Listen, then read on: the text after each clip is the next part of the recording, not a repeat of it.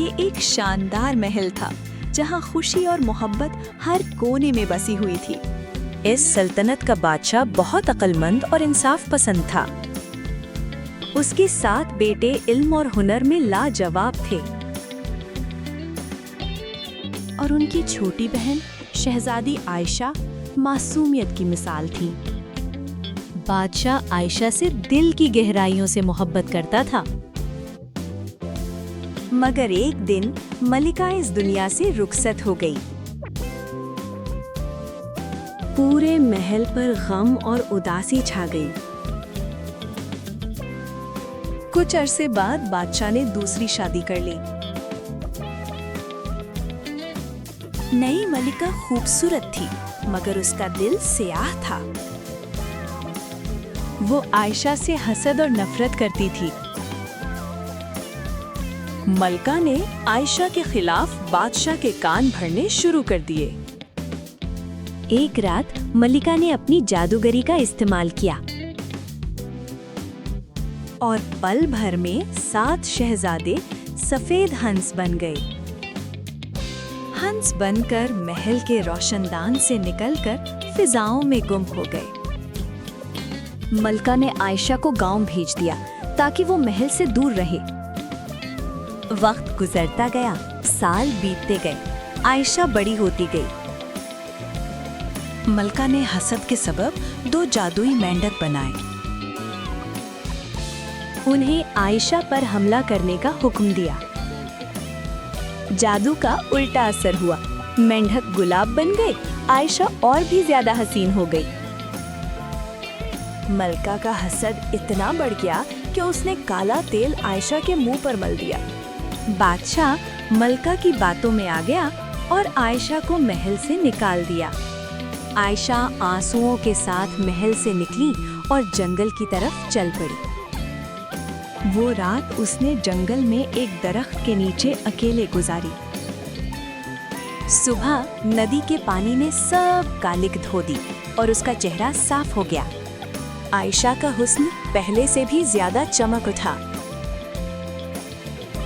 एक बूढ़ी औरत ने उसे 7 हंसों के बारे में बताया।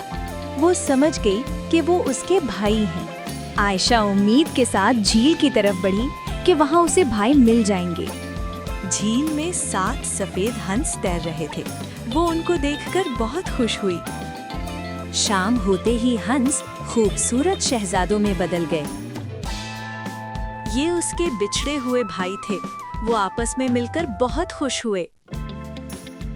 उस रात एक रोशन परी ने आयशा को ख्वाब में जादू का तोड़ बता दिया।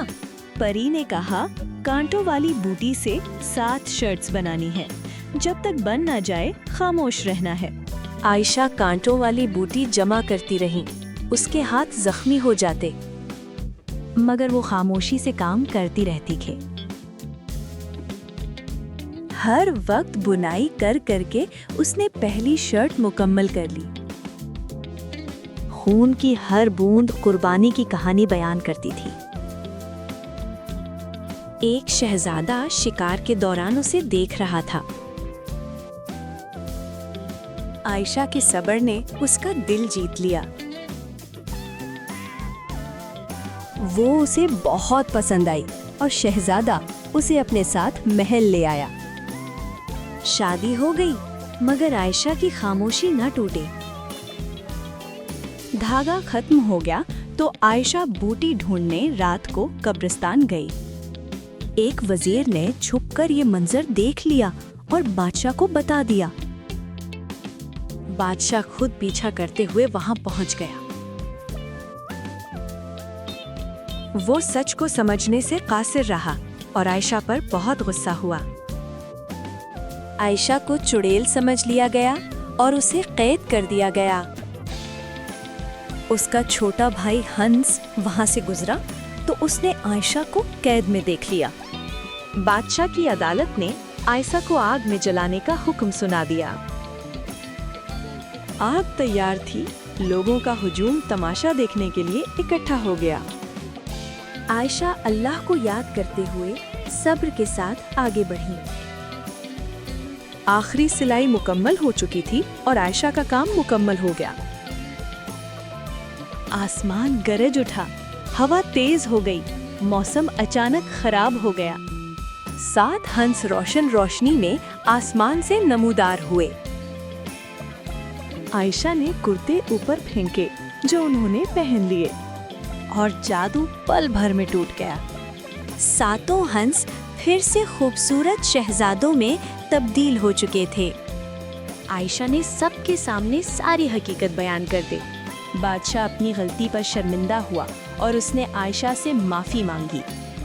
आयशा ने बड़े दिल का मुजाहिरा करते हुए उन्हें माफ कर दिया और शाही खानदान फिर हंसी खुशी रहने लगा।